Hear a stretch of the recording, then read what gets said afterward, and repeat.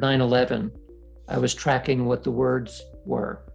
And we noticed that within a day and hours of 9/11 unfolding, we started to see a lot of words having to do with violence, with terrorism, with crashes, with things, those kinds of words were people spontaneously using to describe the remote viewing target that they were about to see, which had nothing to do with 9/11. It was just pictures, but almost as though the imagery was arising in people's minds. And rather than seeing words which were associated with terrorism, it was actually the opposite. We saw a deficit. We saw those kinds of words began to disappear, almost as though collectively, psychically, we felt that something horrific was about to happen, and we censored that. And so the words that people were using, suddenly all those kinds of imagery and sentiment began to disappear.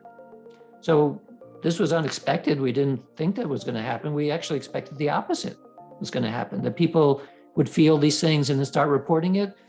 But the opposite is true. When people start getting a sense of something bad about to occur, then they start censoring it. And so they didn't put those words in there anymore. So I've been paying attention to this on Twitter and a few other places where there's an enormous number of words.